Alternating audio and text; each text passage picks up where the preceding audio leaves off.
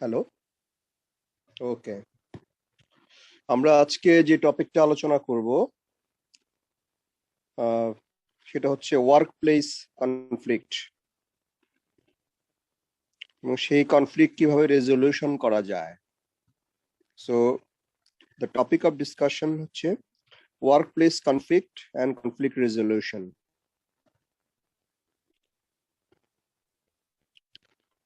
Conflict বলতে আসলে যেটা বোঝায় সেটা হচ্ছে খুব হাই ডিসএগ্রিমেন্টকে সাধারণত কনফ্লিক্ট বলা হয়।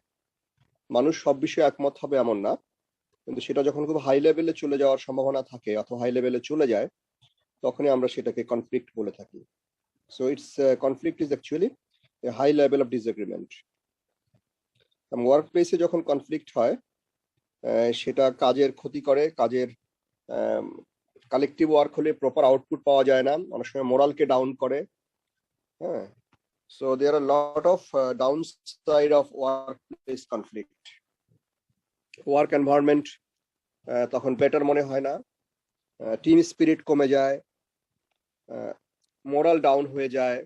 সো ওয়ার্ক প্লেসে কনফ্লিক্ট অ্যাভয়েড করতে গেলে, অ্যাভয়েড না, ওয়ার্ক প্লেসের কনফ্লিক্ট কিভাবে আমরা রিজলভ করতে পারি, আমরা সেটাই হচ্ছে আমাদের মেইন টার্গেট।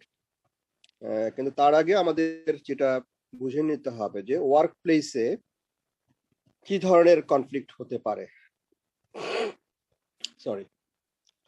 তো প্রথম যে কনফ্লিক্ট টাইপস আমরা এখন দেখবো যে কত ধরনের কনফ্লিক্ট ওয়ার্ক প্লেসে হতে পারে। তো প্রথম কনফ্লিক্ট টাইপ হচ্ছে টাস্ক কনফ্লিক্ট। এটা হয় সাধারণত একটা স্পেসিফিক অ্যাসাইনমেন্ট বা কাজকে কেন্দ্র করে কলিগদের মধ্যে হয়তো ডিসএগ্রিমেন্ট হতে পারে, বা তুমি কলিগদের সাথে ডিসএগ্রি করতে পারো যে কাজটা কিভাবে করা উচিত, বা এই কাজটা করার জন্য যদি রিসোর্স অ্যালোকেশনের ব্যাপার থাকে তাহলে সেই রিসোর্সটা কিভাবে অ্যালোকেট করা উচিত। বা এই কাজের পিছনে যে ডাটা বা ফ্যাক্ট গুলি কাজ করবে সেগুলি কিভাবে ইন্টারপ্রিট করা উচিত। তাহলে টাস্ক কনফ্লিক্ট হচ্ছে একটা নির্দিষ্ট কাজকে কেন্দ্র করে কাজটা কিভাবে করা উচিত, the way of performing the task or the background facts or data that is supporting the task, সেগুলিকে তুমি কিভাবে ইন্টারপ্রিট করছো, অন্যরা ডিফারেন্ট ওয়েতে ইন্টারপ্রিট করতে পারে। যদি এখানে রিসোর্স অ্যালোকেশনের ব্যাপার থাকে, টাকা বা অন্য কোনো ইকুইপমেন্ট বা মেশিনারিজ, সেগুলির অ্যালোকেশন কিভাবে হওয়া উচিত, এইটা নিয়ে কলিগদের মধ্যে একটা ডিসএগ্রিমেন্ট কাজ করতে পারে, এবং সেটা আমরা বলছি টাস্ক কনফ্লিক্ট।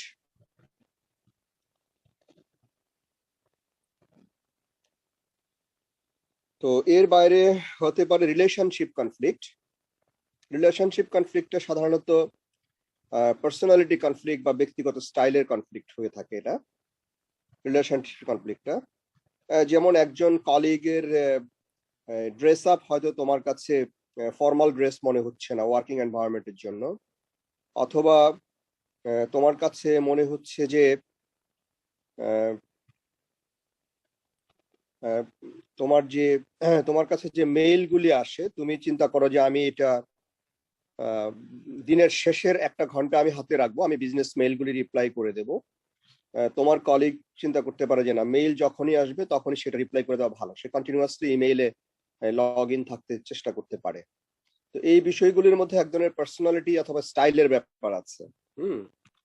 তো সেই স্টাইলের জায়গা থেকে যে কনফ্লিক্টটা হতে থাকে সেটাকে আমরা বলছি রিলেশনশিপ কনফ্লিক্ট।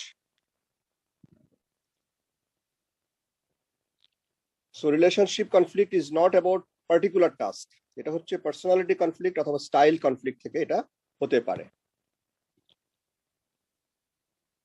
তারপরে যেটা হচ্ছে ভ্যালু কনফ্লিক্ট।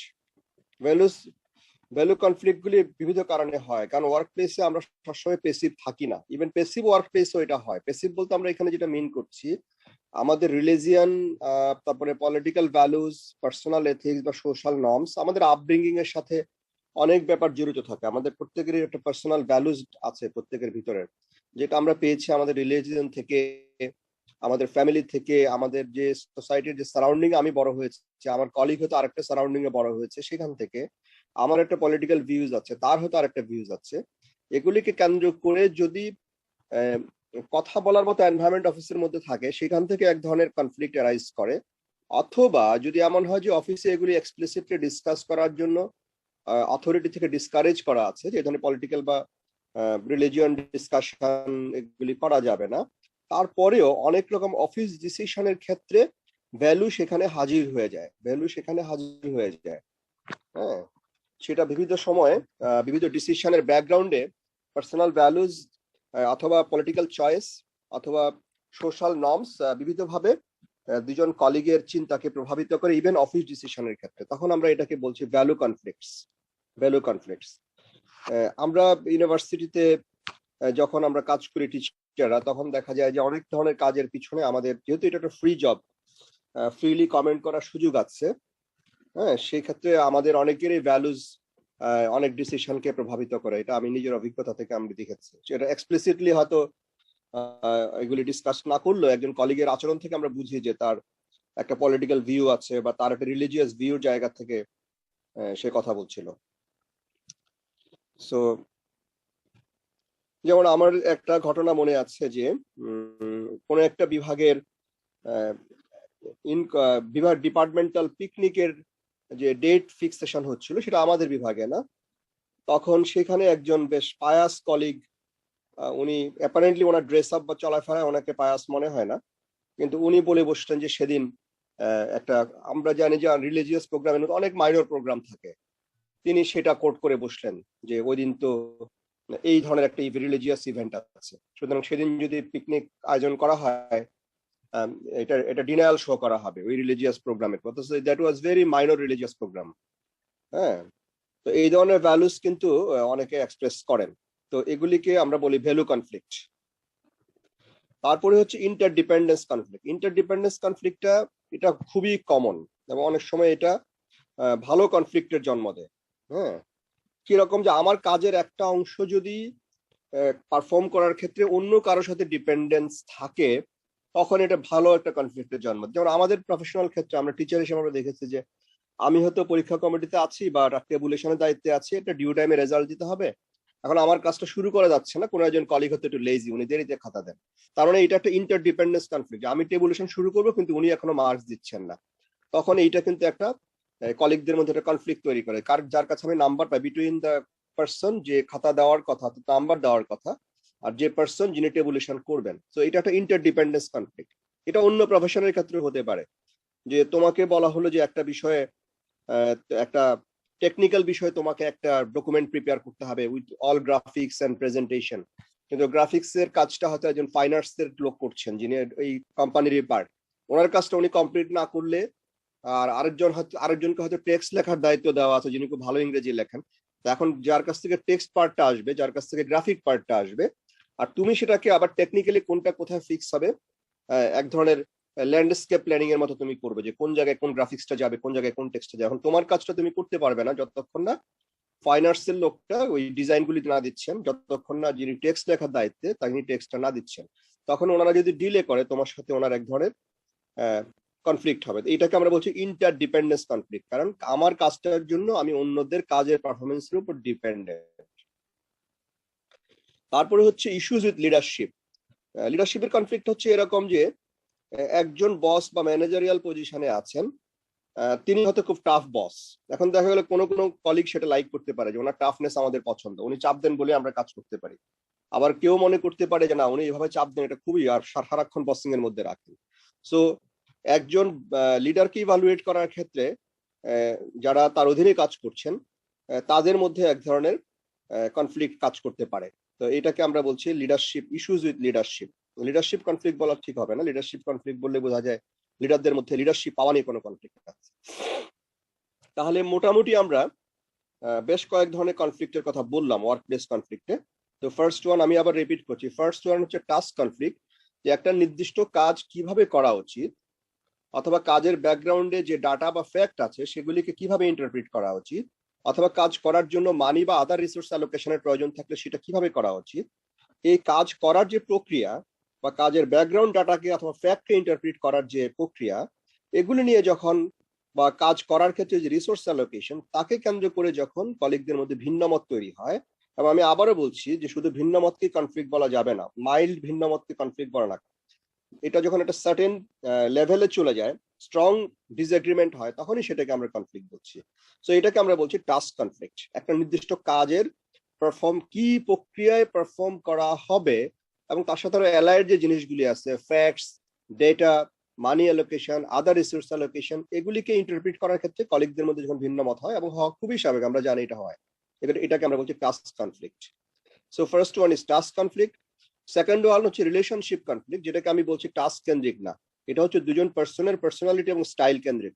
এটা তার আরেকজন কলিগের ড্রেস আপ আমার কাছে ফর্মাল মনে না হতে পারে, ওয়ার্ক প্লেসে সে বাজে ভাষা ব্যবহার করে, আনএক্সেপ্টেবল ল্যাঙ্গুয়েজ ব্যবহার করে, সেটা হতে পারে, হয়তো এটা তার পার্সোনালিটি ট্রেড অথবা তার এলাকার ট্রেড, হ্যাঁ, অথবা তার ল্যাঙ্গুয়েজ স্টাইলটাই এরকম যে সে আঞ্চলিকতা ছাড়তে পারে না, এটা আমার কাছে খারাপ লাগতে পারে। এগুলি হচ্ছে রিলেশনশিপ কনফ্লিক্ট। তারপরে হচ্ছে আমরা বলছি ভ্যালু কনফ্লিক্ট, সেটাও এক ধরনের রিলেশনশিপ কনফ্লিক্টের মতোই। আমরা বলছি যে মানুষের যে রিলিজিয়াস ভ্যালু থাকে, তার যে পলিটিক্যাল বিলিফ থাকে, তার যে পার্সোনাল এথিক্স থাকে, যেটাকে আমরা মোরাল বলে থাকি পার্সোনাল এথিক্সকে সাধারণত, অথবা সোশ্যাল নর্মস থাকে, সেগুলির জন্য আরেকজন কলিগ বা একাধিক কলিগ তার সাথে আমার কনফ্লিক্ট অ্যারাইজ করতে পারে।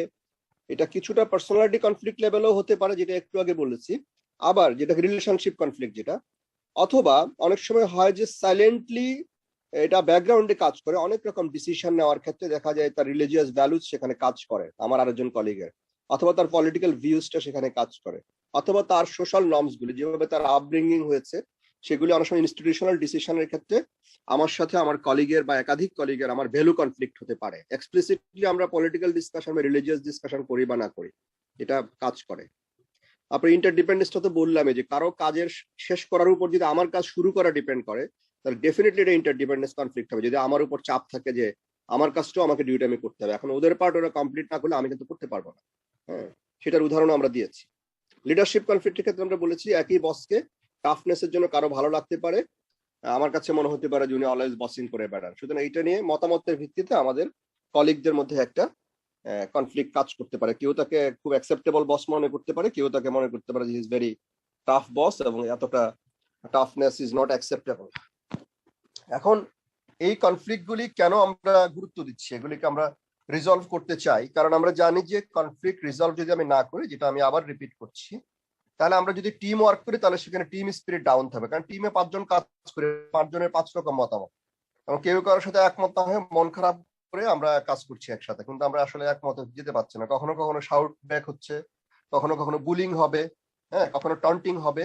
তো এইগুলি হলে তখন দেখা যায় ওয়ার্ক স্পিরিট কমে যায়, ওয়ার্ক আউটপুট কমে যায়, মিউচুয়াল রিলেশন নষ্ট হয়, ওয়ার্ক প্লেসটাকে টক্সিক মনে হয়, ওয়ার্ক প্লেসে কোনো ফ্রেন্ডশিপ গড়ে ওঠে না, এবং তখন যে প্রতিষ্ঠানে আমি কাজ করি সেই প্রতিষ্ঠানের সাথে আমার যে একটা অ্যালাইনমেন্ট, যেটা কোনো সিটিজেনশিপ বলা হয়, সিটিজেনশিপ শুধু কান্ট্রিরই হয় না, আমি যখন একটা প্রতিষ্ঠানে কাজ করবো তার সাথেও আমার একটা সিটিজেনশিপ রিলেশন ডেভেলপ করে, আমি তাকে কতটা ওন করি।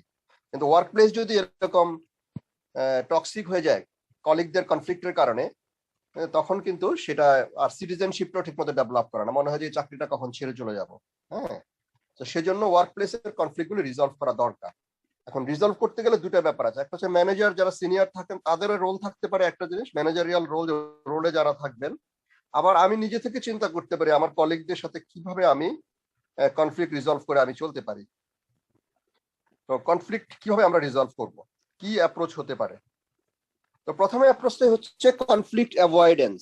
কনফ্লিক্ট অ্যাভয়েডেন্স, তো কনফ্লিক্ট অ্যাভয়েডেন্সটা কেন করব? কনফ্লিক্ট অ্যাভয়েডেন্স করব যে কিছু কিছু জিনিস থাকে যে আমি জানি যে ওর এই বিষয়টা নিয়ে আসলে আমি কিছু করতে পারবো না, বা এটা ওর একটা অভ্যাস, তো তখন আমি বিষয়টা অ্যাভয়েড করে গেলাম। এটাও কিন্তু কনফ্লিক্ট অ্যাভয়েডের একটা, অর্থাৎ কনফ্লিক্ট রিজলিউশনের একটা মেকানিজম হচ্ছে কনফ্লিক্ট অ্যাভয়েডেন্স, মানে কনফ্লিক্টটাকে ওভারলুক করা না। অ্যাভয়েডেন্স আর ওভারলুক কিন্তু এক জিনিস। আমি জানি যে এটা কনফ্লিক্ট তৈরি করছে, হ্যাঁ, কিন্তু আমি রিজলিউশন মেকানিজম হিসেবে নিয়েছি যে এটা অ্যাভয়েড করবো আমি। হ্যাঁ, যেমন এরকম যদি হয় যে আমার একজন কলিগ রেস্ট রুমে বা ব্রেক রুমে আমরা যেখানে বসি, সে খুব স্মেলি ফুড পছন্দ করে সে নিয়ে আসে, এগুলি প্যাকেটে করে, দেখা যায় যে একটা এসি রুম, এটা স্মেলি হয়ে যাচ্ছে, কারণ কিছু করার নেই, সে হয়তো এই টাইপের ফুডটা পছন্দ করে, সে তেহারে নিয়ে আসছে খাওয়ার জন্য এসি রুমে, বা বিরিয়ানি নিয়ে আসছে, এই স্মেলটা সহজে যাবে না, হ্যাঁ, স্মেলি ফুড সে নিয়ে আসছে। সুতরাং এটা যদি তার সাথে আমি এটা নিয়ে ঝামেলা করতে যায় তাহলে মিউচুয়াল রিলেশন নষ্ট হবে, টিম স্পিরিট নষ্ট হবে। তো বেটার হচ্ছে ঠিক আছে বেচারা এই ধরনের খাবার খেতে পছন্দ করে, সে খাক, একটু সহ্য করে নিতে হবে। সো এটাকে বলা হচ্ছে কনফ্লিক্ট অ্যাভয়েডেন্স। হ্যাঁ, তো এটা রিজলিউশনের একটা মেকানিজম। এটা অ্যাভয়েডেন্স। সুতরাং পার্সোনালিটির মধ্যে অ্যাভয়েডেন্সটা থাকতে হবে, যে ওর ব্যাপারটা তো আসলে আমি কিছু করতে পারবো না, ও এটা পছন্দ করে, ওকে ঠিক আছে সে করুক। বা একজন কলিগ খুব অলস আছে, একটু অলস টাইপের লোক, তাকে বলেও আসলে তাকে আর বেশি স্পিডে আনা যাবে না, ওকে ওকে ওভাবে মেনে নিয়ে কাজ করতে হবে, একটু ঝামেলা হবে, ওর জন্য একটু ঝামেলা হয়। এটা হচ্ছে আমরা বলছি conflict avoidance. So conflict avoidance is also a technique of conflict resolution, যেটা আমরা সোসাইটিতে অনেক জিনিস আমরা দেখি, অনেক সময় বলে যে এই বিষয়ে যেহেতু কিছু করার নাই, আচ্ছা ঠিক আছে বিষয়টা অ্যাপারেন্টলি অ্যাভয়েড করা আপাতত। সো এটা পিসফুল একটা মেকানিজম। সেকেন্ড হচ্ছে কম্প্রোমাইজিং। কম্প্রোমাইজিং কম্প্রোমাইজিংটা আমরা কখন করব? আমরা কম্প্রোমাইজের মধ্যে বিষয়টা হচ্ছে এরকম যে একটা মিডল গ্রাউন্ড তৈরি করা। কম্প্রোমাইজ মানে হচ্ছে মিডল গ্রাউন্ড তৈরি করা, এবং এতে করে বোথ পার্টিস, কনফ্লিক্ট একজন যে শুধু ফিল করে তা না, কনফ্লিক্ট অনেক সময় বোথ পার্টি ফিল করতে পারে, কনফ্লিক্ট অনেক সময় অন্যরা বুঝতেছে না কিন্তু আমি সবার সাথে কনফ্লিক্ট ফিল করতে পারি, এরকমও হতে পারে, হোয়াট এভার। আপাতত দুটো পক্ষকে আমি ধরে নেব যে এখানে দুটো পক্ষ আছেন, দুটো পক্ষই ইন কনফ্লিক্ট। তো এটা কম্প্রোমাইজ মানে হচ্ছে একটা মিডল গ্রাউন্ড তৈরি করা, এবং কম্প্রোমাইজের মাধ্যমে কখনো ফুল হ্যাপিনেস আসবে না। আমরা জানি যে দুপক্ষে আমরা একমত হয়েছি, এই মিডল গ্রাউন্ডটা আমরা মেনে নেই, এবং দুজনেই পার্শিয়ালি হ্যাপি। হ্যাঁ, ও কিছুটা ছাড় দিয়েছে, আমিও কিছুটা ছাড় দিয়েছি। তো এটা আমরা তখনই করি, কম্প্রোমাইজটা তখনই করি যদি আমার সামনে কাজের ক্ষেত্রে আমরা যেটা করি সেটা হচ্ছে যে একটা মেজর ডেডলাইন হয়তো আমার সামনে আছে, যে আমার কাজ শেষ করতে হবে এই ডেডলাইনের মধ্যে। হ্যাঁ, সেটা আমি ম্যানেজারিয়াল পজিশনে থাকলে আমি আমার সাবঅর্ডিনেট ওয়ার্কারদের সাথে একটা কম্প্রোমাইজে চলে যাবো, যে ওরা একটা জিনিস বলতেছে, এখন আমি আমার দীর্ঘ অভিজ্ঞতা থেকে বুঝতে পারতেছি যে ওরা কারেক্ট না, আমি কারেক্ট, আমি অনেক সিনিয়র পার্সন। এখন ওদের সাথে কথা বলতে গেলে যদি বলি যে আমারটা কারেক্ট, এভাবেই করো, খুব বেশি চাপাই দিলে অনেক সময় কাজের স্পিরিট নষ্ট হয়ে যাবে। তাহলে ওয়ার্কারদের সাথে কিছুটা আমি কম্প্রোমাইজ করলাম উইথ ডিসপ্লিজ, যাদের অভিজ্ঞতা কম সেখান থেকে তারা এই কথাটা বলতেছে, কিন্তু আমি ম্যানেজার হিসেবে জানি যে আমার অভিজ্ঞতা বেশি। সো তারপরে ওদেরটা মেনে নিয়ে আমি এটা মাঝারি জায়গায় আসলাম, ওরাও কিছুটা খুশি হলো। আবার ওদের কথা আমি পুরাটা মেনে নিলাম না, ওদেরকে বললাম যে এইটুকু পর্যন্ত মানা যেতে পারে, তোমাদের পুরাটা শুনলে কাজের ক্ষতি হবে, আমার অভিজ্ঞতা বেশি, আমার কথাটাও কিছুটা রাখো তোমরা। I am not becoming that tough, okay আমি কিছুটা কম্প্রোমাইজ করলাম, তোমরাও কিছুটা কম্প্রোমাইজ করো। এটা তখনই আমি করব যখন আমি এজ এ ম্যানেজার আমি বুঝবো যে আমার একটা মেজর ডেডলাইন আছে এবং এটা দ্রুত কাজ শেষ করতে হবে। এখন আমি ওয়ার্কারদেরকে আমার গোটা নলেজ দিতে গেলে অনেক সময় লাগবে, ওদেরকে যদি ওদের পজিশন থেকে পুরো নাড়াতে চাই, এবং সবসময় তারা মেনে নেবে কিনা সেটাও জানি না।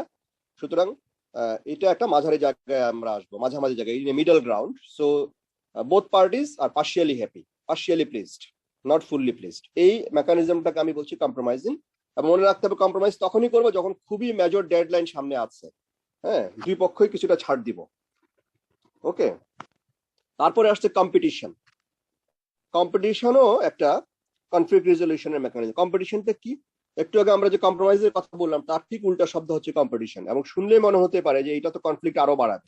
যে কোনো কম্পিটিশনে তো কনফ্লিক্ট বাড়ায়, ক্লাসে ফার্স্ট সেকেন্ড হওয়া নিয়ে তো এক ধরনের কম্পিটিশন থাকে, এবং সেটা এক ধরনের কনফ্লিক্টকে বাড়ায় বিটুইন দ্য ক্লাসমেটস বা অ্যামাং দ্য ক্লাসমেটস। এখন তাহলে কম্পিটিশনকে কখন আমরা প্রমোট করবো? ইয়েস, কম্পিটিশন তখনই প্রমোট করবো যদি আমি, এবং কম্পিটিশন মানে হচ্ছে অন্যদেরকে বাদ দিয়ে আমি বলবো যে ভাই আমারটাই কারেক্ট। এটা একজন ম্যানেজারও করতে পারেন, একজন ইন্ডিভিজুয়াল এমপ্লয়ি তো রাইটস এর প্রশ্ন করতে পারেন। এবং এই জায়গাটাই জরুরি যে কখন আমি কম্পিটিশনকে, আমি কনফ্লিক্ট রিজলভের মেকানিজম, যখন আমি দেখবো যে কোনো কারণে আমার প্রতি ডিসক্রিমিনেশন করা হচ্ছে, আমি একজন এমপ্লয়ি, আমার প্রতি ডিসক্রিমিনেশন করা হচ্ছে, আমি তখন এই ডিসক্রিমিনেশন থেকে বেরিয়ে আসার জন্য আমি বলবো যে I am correct, whatever other peer colleagues, অন্য কলিগরা, বন্ধু কলিগরা যা কি বলছেন, অথবা ম্যানেজারিয়াল লেভেল থেকে সিনিয়র লেভেল থেকে কি বলা হচ্ছেন, যাই বলা হোক না কেন, আই এম কারেক্ট, বিকজ এটা তার মানে হচ্ছে আমাকে ডিসক্রিমিনেট করা হচ্ছে, এটা আমি মেনে নিব না। এই সমস্ত জায়গায় যখন এলিমেন্ট অফ ডিসক্রিমিনেশন থাকে বা বড় কোনো এথিক্যাল কনসার্ন থাকে, তখন কম্পিটিশন মেকানিজমটা কাজ করে। এবং সেই মেকানিজমটা কম্পিটিশনের ভিতর দিয়ে আমি এস্টাবলিশ করতে চাই যে আমি এথিক্যালি কারেক্ট, অথবা আমার প্রতি ডিসক্রিমিনেশন করা হচ্ছে, আমি ডিসক্রিমিনেশনটা মেনে নিব না। হ্যাঁ, এর ভিতর দিয়ে আমি চাই যে অথরিটি এবং আমার পিয়ার কলিগ যারা আছেন তাদেরকে কনভিন্স করতে হবে, এর ভিতর দিয়ে কনফ্লিক্টকে রিজলভ করতে। যদিও অ্যাপারেন্টলি মনে হতে পারে যে কোনো কম্পিটিটিভ ব্যাপার, যে কোনো কম্পিটিশন, আনকম্প্রোমাইজিং কোনো একটা সিচুয়েশন হাজির করা মানে কনফ্লিক্ট বোধহয় বাড়বে। নো, বড় ধরনের এথিক্যাল ভায়োলেশন অথবা ডিসক্রিমিনেশন রিলিজিয়ান ভিত্তিক হোক, জেন্ডার ভিত্তিক হোক, ক্লাস ভিত্তিক হোক, কালার, ক্রিড, যে ভিত্তিতে হোক, যে কোনো ডিসক্রিমিনেশনের এগেনস্টে ফাইট করতে গেলে এটা কম্প্রোমাইজিং জায়গায় করা যায় না সাধারণত। এটা পার্শিয়াল কোনো ব্যাপার হয় না। হ্যাঁ, কারণ এগুলি অনেক এথিক্যাল ব্লাইন্ডনেস থেকে হয়। মানুষ যে ডিসক্রিমিনেট করে, এথিক্যাল ব্লাইন্ডনেস, হ্যাট্রেড এগুলি থেকে করে, সেখানে খুব কড়া পজিশন নিতে হয় অনেক সময়। তো সেজন্য কম্পিটিটিভ মেকানিজমটাকে মনে করা হয় যে এটা হচ্ছে কনফ্লিক্ট রিজলিউশনের একটা মেকানিজম। তারপরে আসছে কোঅপারেশন। তাহলে আমরা প্রথমে বললাম অ্যাভয়েডেন্স, কনফ্লিক্ট অ্যাভয়েড করব, যে ও এরকম করে চলে, আসলে আমার কিছু করার নাই, সে এই ধরনের একটা ব্যাপার, এটা একটু সহ্য করতে হবে। তো দ্যাট ইজ দ্য অ্যাভয়েডেন্স।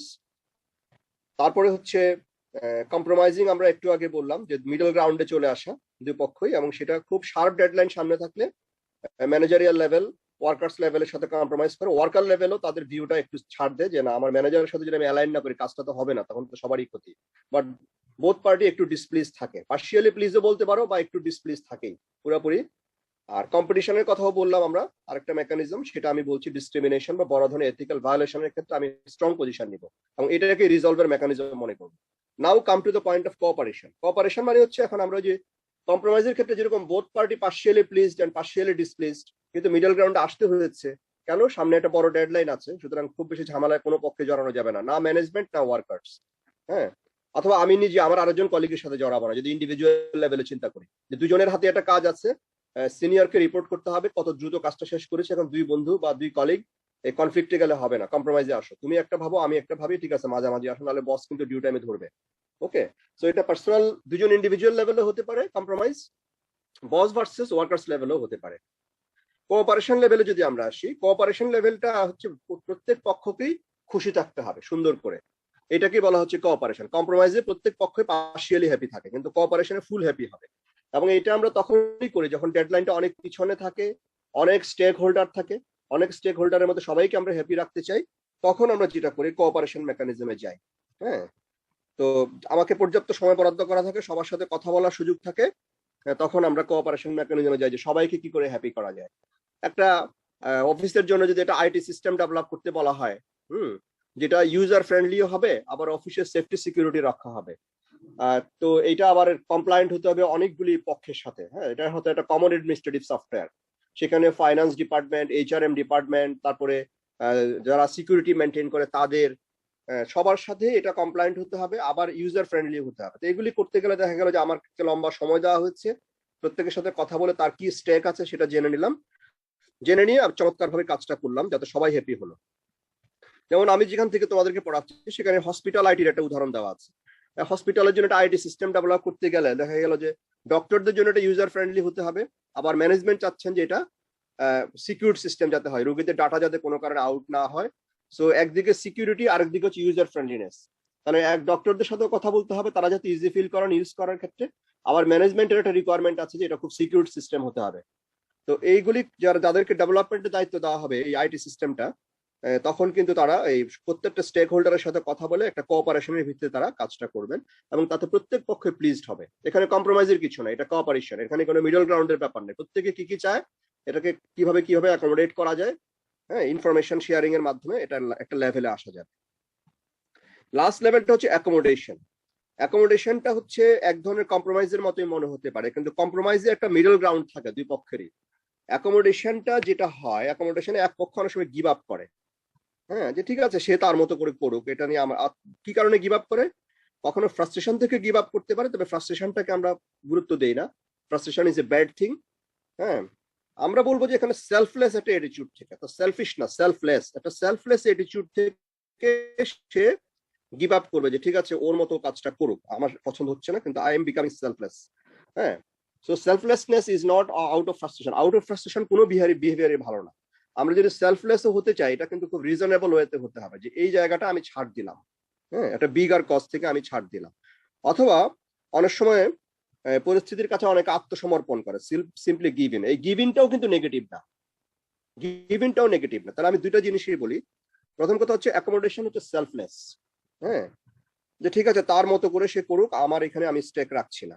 আবার যখন গিভ ইন করি, গিভ ইনটা কিরকম, তো আমি সেলফলেস হচ্ছি খুবই ফিলোসফিক্যাল কজ, সেলফলেস আর নট আউট অফ ফ্রাস্ট্রেশন।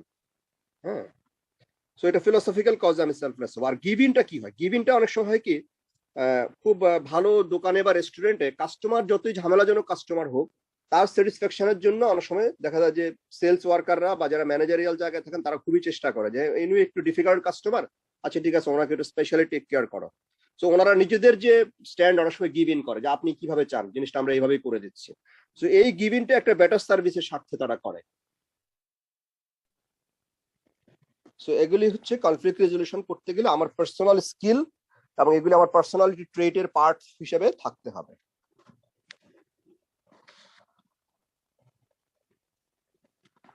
তাহলে আজকে এই পর্যন্তই থাক। Okay sir.